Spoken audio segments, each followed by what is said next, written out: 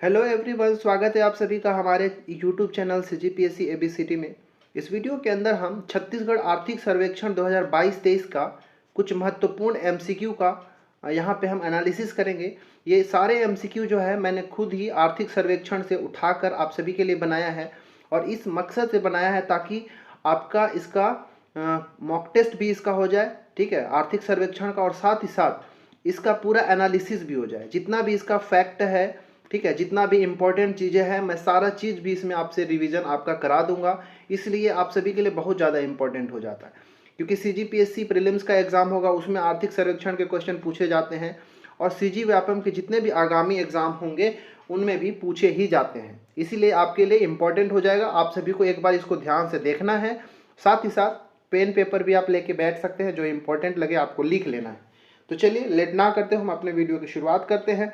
आप एक काम करेंगे, वीडियो को पॉज करेंगे और आंसर देने की कोशिश करेंगे कि आखिर कितना आपका सही होता है, ठीक है। एक वीडियो में, क्योंकि वीडियो बहुत लेंथी हो जाएगा, तो एक वीडियो में मैं सारा कंप्लीट नहीं कराऊंगा, एक दूसरा वीडियो भी आपके लिए लेकर आऊँगा। लेकिन बहुत अच्छे अच्छे प्रश्न हैं, आपका रिवीजन बहुत अच्छे से होगा, ठीक है। चलिए शुरू करते हैं। अगर आप चैनल में पहली बार आए हैं तो हमारे चैनल को सब्सक्राइब कर लिए ऐसे ही वीडियोस के लिए और अपनी CGPSC, CG व्यापम या फिर किसी भी एग्जाम की तैयारी के लिए, ठीक है। चलिए पहला प्रश्न है आप सभी के लिए कि आर्थिक सर्वेक्षण 2022-23 के अनुसार स्थिर भाव पर, जब भी स्थिर भाव बोलूंगा तो समझ लीजिए कि 2011-12 के डेट से जो आंकड़ा हम लेते हैं ना, उससे जो कंपैरिजन करते हैं उसी को हम स्थिर भाव को लेके चलते हैं, ठीक है। तो स्थिर भाव बोलूंगा तो आपको ये ईयर याद रखना है, ठीक है। तो आर्थिक सर्वेक्षण 2022-23 के अनुसार स्थिर भाव पर GSDP, ठीक है, GSDP में सर्वाधिक योगदान किस क्षेत्र की है, आपको ये बताना है। GSDP का मतलब होता है सकल राज्य घरेलू उत्पाद, ग्रॉस स्टेट डोमेस्टिक प्रोडक्ट, ठीक है। GSDP का फुल फॉर्म होता है। आपको बताना है कि GSDP 2022-23 का जो फाइनेंशियल ईयर है उसमें सबसे अधिक योगदान जो है GSDP में किस क्षेत्र का है। कृषि एवं संबद्ध क्षेत्र, उद्योग क्षेत्र, सेवा क्षेत्र, या फिर B और C दोनों का सबसे अधिक किसका योगदान है, आपसे ये पूछा गया है, ठीक है। इसका सही आंसर जो है ऑप्शन नंबर B राइट है। उद्योग क्षेत्र का सबसे अधिक योगदान 2022 क्षेत्र में 22-23 में रहा है, याद रखिएगा, ठीक है। सबसे अधिक किसका है, उद्योग का। उसके बाद दूसरे नंबर पर देखा जाए तो सेवा क्षेत्र का दूसरे नंबर पे आता है और कृषि और संबद्ध क्षेत्र जो है वो तीसरे स्थान पे आता है। तो ये घटते हुए ऑर्डर को भी याद रखिएगा, पहले ये, फिर ये और ये, फिर ये, ठीक है, याद रखिएगा। कृषि एवं संबद्ध क्षेत्र जब बोलता हूँ तो समझ लीजिए कि कृषि, वानिकी, मछली उद्योग सब कृषि और संबद्ध क्षेत्र के अंतर्गत आता है, ठीक है। इसका right answer option number B। दूसरा प्रश्न है आप सभी के लिए कि आर्थिक सर्वेक्षण 2022-23 के अनुसार स्थिर भाव पर उद्योग क्षेत्र का योगदान कितना है, ठीक है। वहां पे मैंने बताया कि किसका सर्वाधिक है, फिर ऑर्डर में बताया कि कम है, फिर कम किसका है। इस बार उद्योग का प्रतिशत ही पूछ लिया है कि पूरा जो GSDP जो है, इस पूरे GSDP में उद्योग क्षेत्र का कितना योगदान है, बताइएगा। वीडियो को पॉज करें और आंसर देने की कोशिश करें। 49.88, 16.91 या फिर 33.21% या फिर उपरोक्त में से कोई नहीं। कौन सा इसका सही आंसर है आपको बताना है, ठीक है। तो उद्योग क्षेत्र के अंदर ऑप्शन नंबर इसका ए जो है बिल्कुल सही है, क्योंकि आप यहाँ ऑप्शन से भी पकड़ सकते थे इसको, क्योंकि मैंने बताया कि जो उद्योग क्षेत्र है उसका सबसे अधिक योगदान था, तो इसमें सबसे अधिक आंसर वाले को आपको मार देना था। 49.88 जो है उद्योग क्षेत्र का इस GSDP में योगदान था। वहीं जो 16.91 है ये कृषि एवं संबद्ध क्षेत्र का है, ठीक है। कृषि एवं संबद्ध क्षेत्र का योगदान कितना है, तो 16.99। 33.21% जो है ये सेवा क्षेत्र का योगदान है, ठीक है। सेवा क्षेत्र का योगदान है किसमें, GSDP में। उम्मीद है आपको ये क्लियर होगा। तो ये सबको आप दोस्तों याद भी करते रहे, क्योंकि आप एग्जाम में फिर से इसको अलग से पढ़ना लेके बैठ जाएंगे कि याद करना है, तो उस समय थोड़ा दिक्कत होता है। तो ये जो आर्थिक सर्वेक्षण और बजट ऐसा टॉपिक है जिसको आप पहले से ही थोड़ा थोड़ा करके तैयारी करते रहे, और ये वीडियोस देखेंगे तो आपका रिवीजन बहुत अच्छे से हो जाएगा, तो आप जरूर देखिएगा। तीसरा प्रश्न है कि आर्थिक सर्वेक्षण 2022-23 के अनुसार स्थिर भाव पर निम्न में से किस क्षेत्र का योगदान पिछले वर्ष की तुलना में वृद्धि हुआ है, ठीक है, देखिए सभी जो 3 क्षेत्र है उसमें से 2 क्षेत्र में कमी हुआ है पिछले वर्ष की तुलना में। अगर देखा जाए तो 2021-22 के तुलना में अगर कंपैरिजन किया जाए तो कमी हुआ है, लेकिन एक ऐसा क्षेत्र है जिसमें वृद्धि हुआ है। किस में वृद्धि हुआ है आपको बताना है, कृषि एवं संबद्ध क्षेत्र, उद्योग क्षेत्र या फिर सेवा क्षेत्र, किस में वृद्धि हुआ है आपको बताना है। तो इसका सही आंसर है ऑप्शन नंबर सी, सेवा क्षेत्र में ही वृद्धि हुआ है। देखिए सेवा क्षेत्र में मैं बताया कि 2022-23 का जो फाइनेंशियल ईयर है इसमें कितना है भाई सेवा क्षेत्र का था, तो 33.21% था। ठीक है, तो वृद्धि हुआ है। इससे पहले जो 2021-22 का है, ठीक है, इसमें कितना था, तो इसमें था 32.83%।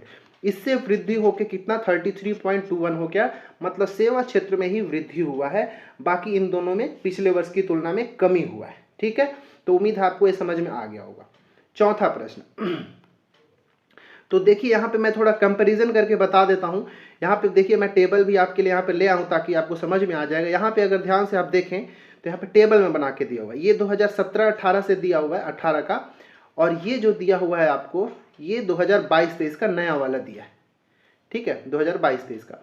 इसमें देखेंगे तो अभी मैंने बताया था शुरुआत में कृषि के लिए जो है ब्लू वाला दिया है, देखो 16.91 जो है ये कृषि के लिए है, कृषि में योगदान, और जो कृषि वानिकी और मछली उद्योग का योगदान 16.91% है। मैंने पहले ही बताया पहला क्वेश्चन के अंदर या दूसरा क्वेश्चन के अंदर मैंने बताया था। उद्योग में ये 49.88 जो है ये किसके लिए, उद्योग के लिए है, और सेवा क्षेत्र में 33.21% है। यहाँ पे पूरा भी देख सकते हैं, तो अगर इसको आप देखेंगे तो कृषि वानिकी और मछली में देखेंगे तो यहाँ पे कमी हो रहा होगा। 2021-22 में 17.23 था, जो कि 22-23 में 16.91 हो गया है, कमी आ गया है। आप 21-22 वाला भी डाटा को याद रखिएगा, कई बार से पूछा जाता है। उद्योग क्षेत्र में गए तो उद्योग में देखिए 49.94 था, जो कि 22-23 में कितना हो गया, 49.88 हो गया, जो कि कम हो गया है। वहीं जो सेवा क्षेत्र में आप देखेंगे तो 32.83 था, जो बढ़ के 33.21 हो गया, मतलब सेवा क्षेत्र में ही वृद्धि हो गया है। ठीक है, तो आप याद रखिएगा इसको। चलिए अब हम अगला प्रश्न चौथा देख लेते हैं। चौथा प्रश्न है आप सभी के लिए कि आर्थिक सर्वेक्षण 2022-23 के अनुसार स्थिर भाव पर जीएसडीपी में वृद्धि दर है। ठीक है, 2022-23 में जीएसडी में कितना प्रतिशत का वृद्धि दर है। ठीक है, विकास दर कितना प्रतिशत का है आपको बताना है। 11.54% छत्तीसगढ़ का। ठीक है, प्रदेश का पूछ रहा है। ठीक है, मतलब आर्थिक सर्वेक्षण 2022-23 के अनुसार स्थिर भाव पर जीएसडीपी में वृद्धि दर, ठीक है, कितना विकास का जीएसडीपी में वृद्धि दर कितना है, 11.54%, 8%, 12.13% या फिर 5.73%। क्या इसका आंसर होगा। तो यहाँ पे चारों का चारों डाटा आप याद रखिएगा कि जो जीएसडीपी में जो वृद्धि दर है वो है 8%। ठीक है, याद रखिएगा कितना है, 8%। ठीक है, इसको जीडीपी का विकास दर भी कह सकते हैं। एसजीडीपी जो हमारा स्टेट वाला जो हो गया जीएसडीपी, उसमें विकास दर कितना, 8%। अच्छा, वहीं इंडिया का अगर मैं पूछ दूं, ठीक है, कि इंडिया का जीडीपी कितना है, जीडीपी विकास दर कितना है, तो याद रखिएगा 7% है। 7 पॉइंट समथिंग है, तो आप 7 पॉइंट याद रखिएगा कि 7% है, तो आप भी चलेगा। 11.54% क्या है, तो ये 2021-22 का है ये। ठीक है, 2021-22 का जो जीएसडीपी में विकास दर कितना था, 11.54% था। ठीक है, और छत्तीसगढ़ की मैं बात कर रहा हूँ, यहाँ पे जो है ना ये छत्तीसगढ़ का है, ये सब छत्तीसगढ़ का विकास दर है। ये 2021-22 में 11.54 था, और 12.13 जो है ये 2016-17 में था, और ये 2016-17 वाला जो जीडीपी था 12.13, और ये जो था अभी तक का सर्वाधिक रहा है छत्तीसगढ़ का, और 5.73 जो है ये औसत वृद्धि दर है। अगर आपसे पूछ देगा कि औसत वृद्धि दर कितना है जीएसडीपी का, तो ये 5.73 औसत वृद्धि दर। ठीक है, और 2022-23 का 8%, 2021-22 का था 11.54, और ये वाला भी याद रखिएगा 12.13 अभी तक का सर्वाधिक रहा है। ठीक है, चलिए पांचवा प्रश्न है कि वर्ष 2022-23 के लिए स्थिर भाव पर 2011-12, स्थिर भाव मतलब 11-12 से कंपैरिजन करना है, पर राज्य में कृषि क्षेत्र में वृद्धि कितना अनुमानित है। ठीक है, कृषि क्षेत्र में कितना वृद्धि अनुमानित है 2000 मतलब स्थिर भाव पर, लेकिन कब का 2022-23 का पूछ रहा है। ठीक है, प्रश्न को आप ध्यान से समझिएगा। प्रश्न है वर्ष 2022-23 के लिए स्थिर भाव पर राज्य में कृषि में वृद्धि अनुमानित है। कितना कृषि में वृद्धि अनुमानित है वो बताइएगा। ठीक है, वीडियो को पॉज करेंगे और इसका आंसर देने की कोशिश करेंगे। ठीक है, तो इसका सही आंसर जो है ऑप्शन नंबर डी 5.93% जो है ये कृषि क्षेत्र में वृद्धि अनुमानित है। ठीक है, कृषि क्षेत्र में 5.93। अच्छा, ये 9.121 किसका है, तो सेवा क्षेत्र में। देखिए शुरू में जो मैं बताया वो परसेंट जो बताया था वो योगदान था। ठीक है, कि एसजीडीपी में योगदान कितना था, 100% में योगदान कितना कितना है, ये तीन का सेवा क्षेत्र का, कृषि का, उद्योग का कितना था, वो हम योगदान देखे थे। इस बार आपसे पूछा है कि वृद्धि दर पूछा है, तो वो दोनों में डिफरेंस है, उसको आप कंपैरिजन करके देखिएगा। तो सेवा क्षेत्र में वृद्धि कितना अनुमानित है भाई 9.21, कृषि क्षेत्र में 5.93 और 7.83 जो है ये उद्योग क्षेत्र में वृद्धि दर अनुमानित है। ठीक है, ये कृषि एवं संबद्ध क्षेत्र है। ये 3.45 क्या है, तो इस चीज को याद रखिएगा, अलग से नोट करके। ये भारत में कृषि दर अनुमानित है। ठीक है, भारत में कृषि में वृद्धि, कृषि क्षेत्र में वृद्धि अनुमानित है। देखिए मैं सारे ऑप्शन को इसलिए एक्सप्लेन करता हूं ताकि जब मैं एक क्वेश्चन आपको कराऊं तो बहुत से बहुत मतलब ज़्यादा से ज़्यादा आपको जो है यहाँ पे फैक्ट आपको बताऊं, रिवीजन ज़्यादा कराऊं। ठीक है, छठवां प्रश्न यहाँ पे आप देख सकते हैं, पूरा जो है दिया हुआ है कि छत्तीसगढ़ का सकल घरेलू उत्पाद मतलब जीएसडीपी में 2011-12 मतलब ये स्थिर भाव की बात कर रहा है, पर क्षेत्रवार प्रतिशत दर कितना है। तो 22-23 में अगर आप जाके देखेंगे तो ये देखिए ये 5.93 किसका है, तो ये कृषि का हो गया। ठीक है, ये 5.93 कृषि, वानिकी, पशुधन और मछली के लिए ये वाला हो गया। 7.83 क्या है, तो 7.83 उद्योग, उद्योग के अंदर खनन, उत्खनन ये सब आ जाता है। और 7.23 है, सॉरी 7.8 कहाँ गया, सॉरी ये 7.83 तो हमने देख लिया किसका है, उद्योग का है। 9.21 जो है सेवा क्षेत्र का है, सेवा क्षेत्र में वृद्धि दर है। ठीक है, याद रखिएगा। और टोटल हमने क्या दिखा कि ओवरऑल वृद्धि दर कितना है 8%, तो याद रखिएगा। आप 2021-22 का भी याद रख सकते हैं। ठीक है, चलिए आगे। छठवां प्रश्न है आप सभी के लिए कि निव्वल राज्य घरेलू उत्पाद प्रचलित भाव पर, इस बार स्थिर भाव नहीं है, प्रचलित भाव पर पूछा है, छत्तीसगढ़ में वर्ष 2022-23। ठीक है, ये 22-23 है, तो वर्ष 2022-23 के अग्रिम अनुमान के अनुसार प्रति व्यक्ति आय कितना है। ठीक है, प्रति व्यक्ति आय आपसे पूछा है। ठीक है, पर कैपिटा इनकम। ठीक है, पर कैपिटा इनकम को हम प्रति व्यक्ति आय कहते हैं। ये 2022-23 का आपसे पूछा है, लेकिन प्रचलित भाव पर छत्तीसगढ़ का कितना है अनुमानित, 1,70,620, 1,33,898, 1,65,470 या फिर 1,35,716। ठीक है, इसका राइट आंसर आई थिंक ये सबको पता होगा, बहुत कॉमन सा क्वेश्चन है और सबको आना चाहिए। ठीक है, तो 2022-23 के लिए पर कैपिटा इनकम जो छत्तीसगढ़ का प्रचलित भाव पर, वो है ऑप्शन नंबर बी 1,33,898 प्रचलित पर। ठीक है, प्रचलित भाव पर। अगर ये स्थिर भाव पर अगर पूछ दे आपसे, स्थिर भाव पर कितना है छत्तीसगढ़ का, तो ये भी आप याद रख सकते हैं कि 96,242 रुपए, ये आपका स्थिर भाव पर है और ये प्रचलित भाव पर है। ठीक है, 1,70,620 ये क्या है, ये भारत के परिप्रेक्ष्य में देखा जाए तो पर कैपिटा इनकम है, पीसीआई, पर कैपिटा इनकम प्रति व्यक्ति आय 1,70,620 रुपया प्रचलित भाव पर। ठीक है, याद रखिएगा। चलिए सातवां प्रश्न हम देखते हैं। यहाँ पर भी दिया हुआ है तो आप इससे भी आप समझ सकते हैं। ये देखिए टेबल दिया हुआ है यहाँ पे, इस टेबल को आप समझ के कर सकते हैं। इस फॉर्मेट में भी दिया है और ग्राफिकल फॉर्मेट में भी दिया, आप जैसे देखना है देख लीजिए। ठीक है, तो छत्तीसगढ़ का देखिए 2022-23 में कितना हो गया, 1,33,898 हो गया। इससे पहले 21-22 में देखेंगे तो 1,20,704 था। ये प्रति व्यक्ति आय है रुपए में, ये प्रचलित भाव पर है। ठीक है, प्रचलित रुपए। यहाँ पे देखिए, यहाँ पर भी दिया हुआ टेबल फॉर्म में, तो आप जैसे याद करना आप याद करिएगा, कम से कम ये 2 साल का आपको याद रखना है। ठीक है, चलिए आगे। सातवां प्रश्न, सातवां है कि कि 2022-23 में सकल राज्य घरेलू उत्पाद जीएसडीपी में स्थिर भाव पर सर्वाधिक प्रतिशत वृद्धि वाला संभावित प्रक्षेत्र है। देखिए क्षेत्र जो था वो 3 हो गया, कृषि और संबद्ध, सेवा क्षेत्र और उद्योग। उसके अंदर के भी जो क्षेत्र होते हैं उसको हम प्रक्षेत्र कहते हैं। ठीक है, तो जीएसडीपी में उनका कितना योग, सबसे अधिक, ठीक है, सर्वाधिक प्रतिशत वृद्धि जो है किस में देखा गया, ये चारों ऑप्शन में बस आप पकड़ लीजिए किस में सबसे अधिक है। मछली उद्योग, विद्युत गैस एवं जलापूर्ति, व्यापार, होटल व जलपान गृह और विनिर्माण। ठीक है, किसमें सबसे अधिक वृद्धि जो है संभावित है। इसका सही आंसर है वह है ऑप्शन नंबर सी। ठीक है, व्यापार, होटल और जलपान में, इन सब में सबसे अधिक जो है वृद्धि देखने को मिला। अगर देखना है परसेंटेज तो ये है 16.95% जो है इसका अनुमानित वृद्धि है, प्रतिशत वृद्धि।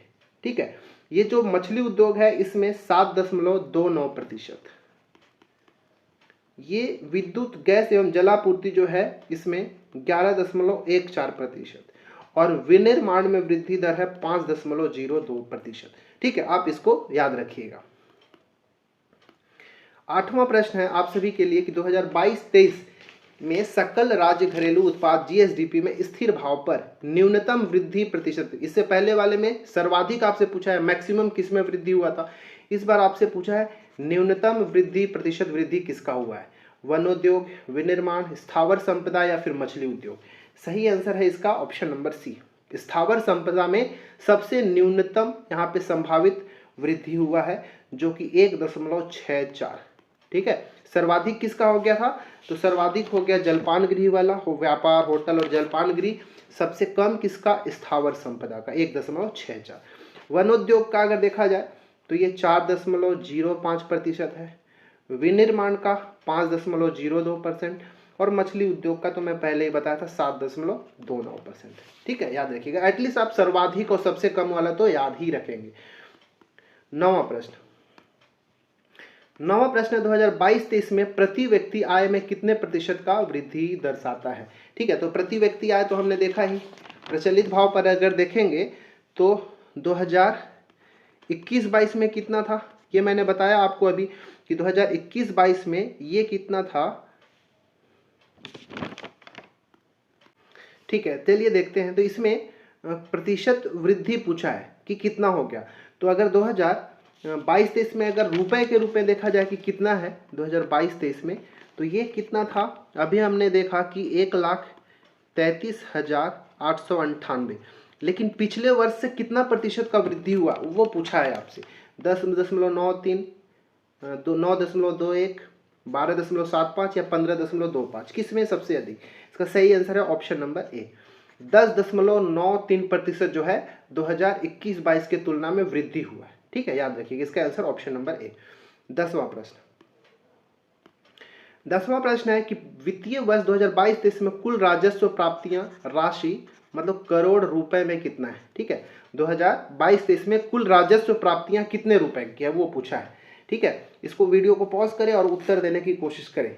ठीक है, तो यहाँ पे याद रखिएगा कि 2022-23 का जो ये वित्तीय वर्ष है इसमें कुल राजस्व प्राप्तियां जो है वो 89,073 करोड़ रुपए।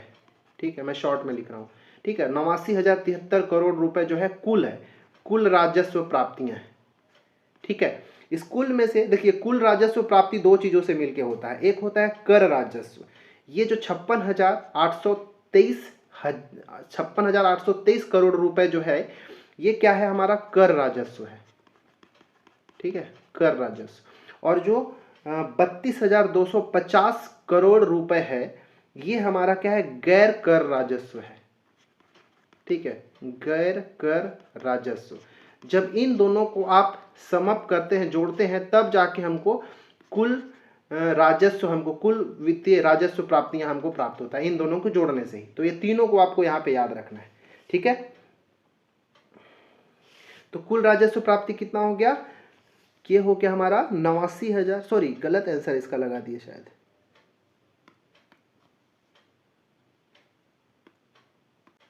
ठीक है, राइट है।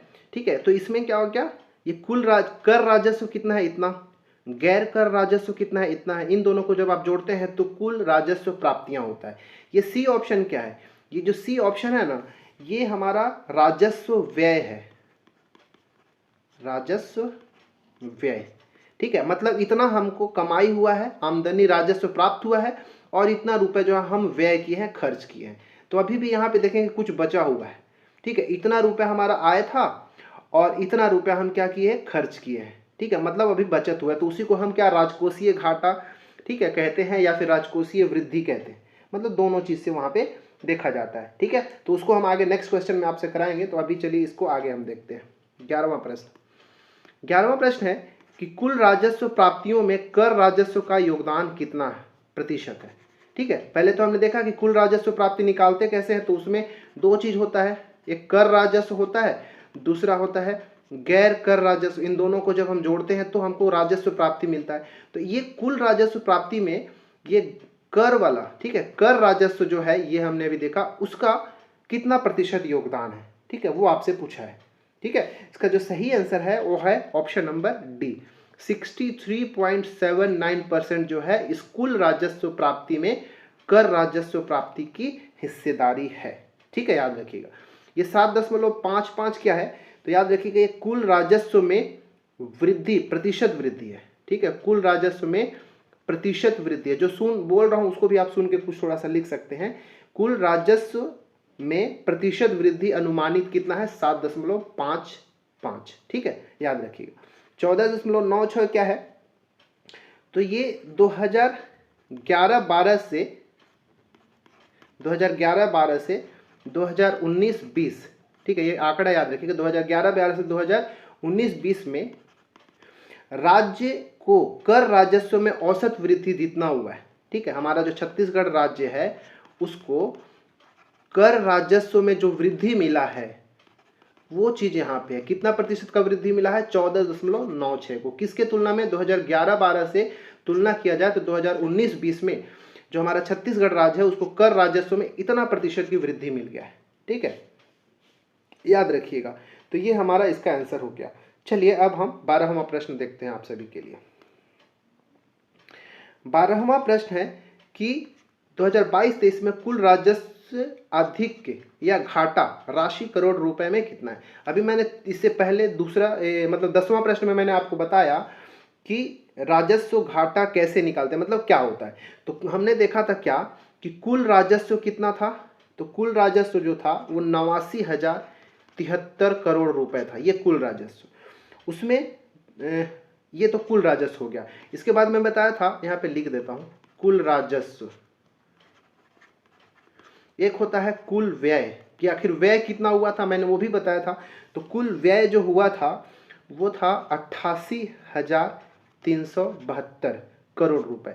इतना रुपए हमको राजस्व प्राप्ति हुआ, ठीक है, और इतना रुपए हम खर्च किए। जब इसको आप घटाएंगे तो 1 0 और ये 7, ठीक है, 10 में से 3 घटा 7, 701 करोड़ रुपए। ठीक है, 701 करोड़ रुपए जो है ये हमको अधिक मिला है, बचा हुआ है। तो जो बचा होता है तो उसको हम राजस्व अधिक के कहते हैं। ठीक है, राजस्व अधिक के कहते हैं। जब ये माइनस में होता तो ये मतलब अगर आपके पास प्राप्तियां कम होती और व्यय ज्यादा होता तो राजस्व घाटा होता। तो इस बार तो राजस्व अधिक के हुआ है। कितने का हुआ है, 701 करोड़ रुपए का राजस्व अधिक हुआ है। यही हमारा आंसर है। ठीक है, चलिए 13वां प्रश्न। 13वां प्रश्न है कि आर्थिक सर्वेक्षण 2022-23 के अनुसार राज्य में अब तक कितने कृषि यंत्र सेवा केंद्र की स्थापना हुआ है। ये सब वन लाइनर है, इंपॉर्टेंट है, तो याद रखिए, कई बार से पूछ लिया जाता है। सही आंसर है ऑप्शन नंबर ए, 2805 कृषि यंत्र सेवा केंद्र की स्थापना जो है किया जा चुका है। 14वां प्रश्न है कि आर्थिक सर्वेक्षण 2022-23 के अनुसार वर्तमान में प्रदेश में सिंचाई का प्रतिशत क्या है। कितना प्रतिशत सिंचाई हमारे राज्य में 2022-23 के अनुसार हुआ है। सही आंसर है ऑप्शन नंबर सी, 38.75% जो है वर्तमान में प्रदेश में सिंचाई का प्रतिशत है। ठीक है, मतलब कुल क्षेत्र का इतना प्रतिशत में ही सिंचाई हो पाता है। 15वां प्रश्न है। 15वां प्रश्न, आर्थिक सर्वेक्षण 2022-23 के अनुसार वर्तमान में प्रदेश में कुल कितने कृषि उपज मंडी हैं। ये भी इंपॉर्टेंट प्रश्न है, पहले भी पूछा जा चुका है और आपसे भविष्य में भी पूछा जा सकता है। तो इसका सही आंसर है ऑप्शन नंबर बी, 69 कृषि उपज मंडी है। 169 कृषि उपज मंडी हैं 2022 से इसके आर्थिक सर्वेक्षण के हिसाब से। 118 क्या है, तो कृषि उप मंडी है। ठीक है, ये दोनों में अंतर है, ये कृषि उपज मंडी है और ये कृषि उप मंडी है। तो उपज मंडी 69 और कृषि उप मंडी जो है 118, दोनों आप याद रखिएगा। 16वां प्रश्न, 16वां प्रश्न है कि प्रदेश में मार्च 2022 की स्थिति में वृहद, मध्यम एवं लघु परियोजनाओं में सृजित सिंचाई क्षमता है। ठीक है, मतलब इन तीनों तरह का अगर परियोजना जो है वृहद, मध्यम और लघु, एक सभी को मिला दिया जाए तो कितना सृजित सिंचाई क्षमता होता है, कितना मतलब क्षेत्र में जो है ये सिंचाई हो पाता है इन तीनों परियोजनाओं के माध्यम से। इसका सही आंसर है option number C, 21.47 lakh hectare क्षेत्र में वृहद, मध्यम और लघु सिंचाई परियोजनाओं के द्वारा सृजित सिंचाई की क्षमता है। ठीक है, ऑप्शन नंबर सी 21.47। 17वां प्रश्न है, ये सब वन लाइनर ही है इसलिए मैं फटाफट इसको करा रहा हूं, इसमें ज्यादा डीप बताने की जरूरत नहीं, आपको ऐसे ही याद रखना है। प्रश्न है, वर्तमान स्थिति में प्रदेश में सिंचाई की वृहद परियोजनाएं कितनी संचालित है। ठीक है, बहुत अच्छा प्रश्न है। ठीक है, कि वृहद परियोजना कितनी है सिंचाई के लिए हमारे प्रदेश में, 38, 24, 77, 30 या फिर 8, बताइए। सही आंसर है 8। ठीक है, कितनी वृहद परियोजनाएं हैं,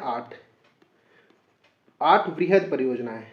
ठीक है, 38 क्या है, तो यह मध्यम सिंचाई परियोजना है। ठीक है, वृहद 8, मध्यम में 38, 24, 47 क्या है, तो ये लघु सिंचाई परियोजनाएं हैं। और ये 30 क्या है, तो ये 30 नलकूप सिंचाई परियोजनाएं हैं। और एक चीज और याद रख सकते हैं, 806 एनीकट है। ठीक है, और बाकी जो है यहाँ 806 क्या है, एनीकट है, जिसको स्टॉप डैम भी हम कहते हैं। ठीक है, याद रखिए, सब आपको याद रखना है। चलिए 18वां प्रश्न, 18वां प्रश्न है कि छत्तीसगढ़ में उपलब्ध कुल जल क्षेत्र का कितना प्रतिशत मछली पालन हेतु विकसित किया जा चुका है। ये बहुत ज़्यादा इंपॉर्टेंट है। ठीक है, पूछा जाता है कई बार से कि मछली पालन के लिए कितना प्रतिशत जो है क्षेत्र जो है सिंचाई जल क्षेत्र में टोटल जो जल क्षेत्र है उसका कितना प्रतिशत भाग जो है वो मछली पालन के लिए विकसित किया जा चुका है। आपसे ये प्रश्न पूछा जा रहा है, कौन सा इसका सही आंसर है, तो ऑप्शन नंबर सी 98.09% अभी तक जो मछली पालन के लिए विकसित किया जा चुका है। अगर देखेंगे तो पूरा छत्तीसगढ़ के अंदर देखा जाए तो 1.999 ये लाख हेक्टेयर में 1.999 लाख हेक्टेयर जो क्षेत्र है, जो उपलब्ध जल क्षेत्र है।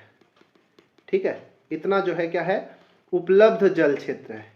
और इस इतने उपलब्ध जल क्षेत्र में से 1.961 लाख हेक्टेयर, इतना जो क्षेत्र है इन सब में से इसको जो है मछली पालन के लिए, ठीक है, इसको मछली पालन के लिए विकसित किया जा चुका है। अब इसका परसेंटेज निकालेंगे इसको इसके परिप्रेक्ष्य में तो आपको 98.09% मिलेगा। ठीक है, 20वां प्रश्न, सॉरी 19वां प्रश्न है कि वर्तमान में प्रदेश के सभी सिंचाई स्रोतों में लगभग कितना प्रतिशत क्षेत्र में सिंचाई सुविधा उपलब्ध है। ठीक है, जितना भी क्षेत्र है, ठीक है, कोई प्रश्न को ध्यान से पढ़िएगा। वर्तमान में प्रदेश के सभी सिंचाई स्रोतों से, मतलब जितने भी सिंचाई के स्रोत होते हैं उन सबसे मिला जुला के कितना सिंचाई क्षेत्र जो है अवेलेबल है, कितना प्रतिशत, आपसे ये पूछा गया है। राइट आंसर है ऑप्शन नंबर ए, 36% क्षेत्र में क्या बोलते हैं सिंचाई सुविधा उपलब्ध है सभी स्रोतों को मिला के। ठीक है, सभी स्रोत अगर बोलता हूं तो मतलब हो गया जलाशय, हो गया नलकूप, तालाब, कुआं, ये सब की बात होती है। तो 36% इसका राइट आंसर है।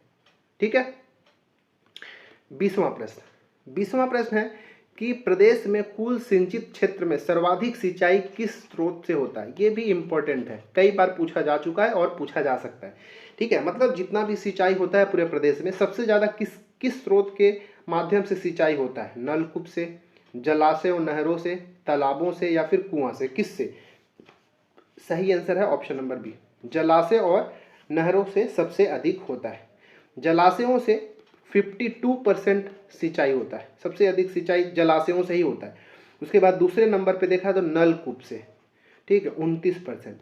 अच्छा, इसको ऑर्डर में देखा जाए तो सबसे अधिक किससे हो गया, जलाशय या नहर से हो गया, दूसरे नंबर पे हो जाएगा नलकूप से, तीसरे नंबर पे आ जाता है तालाब से और चौथे नंबर होता है कुआं पे। इस ऑर्डर में ही सिंचाई जो है इसी स्रोत के माध्यम से किया जाता है। ठीक है, 21वां प्रश्न है कि प्रधानमंत्री कृषि सिंचाई योजना में प्रदेश की कितनी परियोजनाएं सम्मिलित किया गया है। ठीक है, ये भी इंपॉर्टेंट प्रश्न है।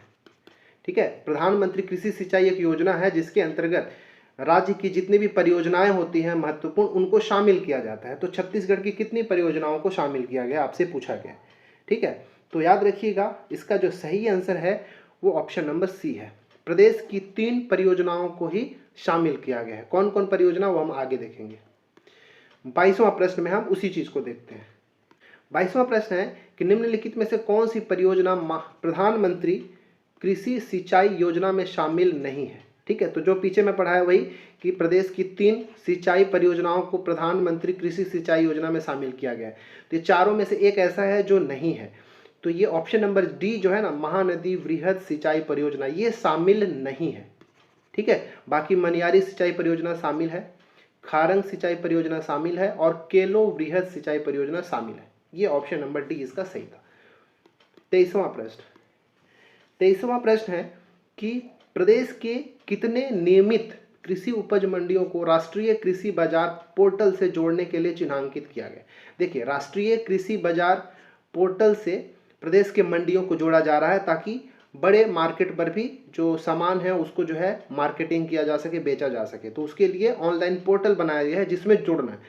तो छत्तीसगढ़ के 14 जो नियमित कृषि उपज मंडी है उनको इस पोर्टल में जोड़ा जाएगा। ठीक है, जो प्रथम चरण है, 2 चरणों में इसको जोड़ा जाएगा। प्रथम चरणों में छत्तीसगढ़ के 5, ठीक है, छत्तीसगढ़ के 5 कृषि उपज मंडियों को इस पोर्टल से जोड़ा जाएगा। ठीक है, याद रखिए प्रथम चरण में, और दूसरे चरण में 9, तो 14 हो जाएगा। 24वां प्रश्न है राष्ट्रीय कृषि बाजार पोर्टल से जोड़ने के प्रथम चरण में शामिल कृषि उपज मंडी नहीं है। तो मैंने अभी बताया कि प्रथम चरण में 5 को जोड़ा जाएगा और दूसरे चरण में 9 को जोड़ा जाएगा। तो कौन सा शामिल नहीं है। ठीक है, राजनांदगांव, बालोद, कवर्धा और नवापारा, कौन सा। ठीक है, तो जब शुरू वाले में जब प्रथम चरण में 5 जोड़े जाएंगे तो उसमें बालोद नहीं है। ठीक है, बालोद नहीं है। बाकी राजनांदगांव है, कवर्धा है, नवापारा है, भाटापारा भी है प्रथम चरण में, और एक कुरूद है।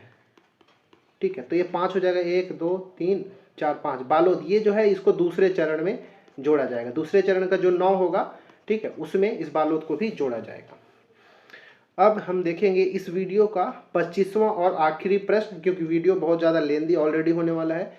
ठीक है, तो बाकी आगे जो है हम दूसरे वीडियो के अंदर देखेंगे। अगर ये आपको पसंद आएगा तो आप कमेंट करके जरूर बताइएगा कि सर अच्छा है, इसको पूरा किया जाए। आर्थिक सर्वेक्षण और बजट वाले को ऐसे ही वीडियो में तो मैं आपके लिए बना दूंगा।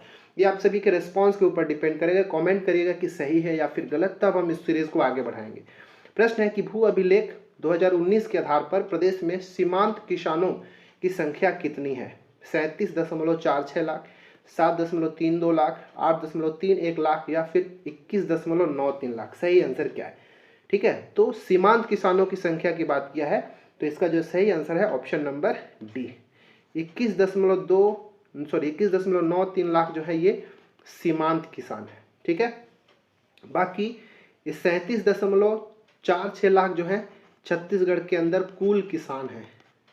ठीक, कुल किसानों की संख्या भू अभिलेख वर्ष 2019 के अनुसार।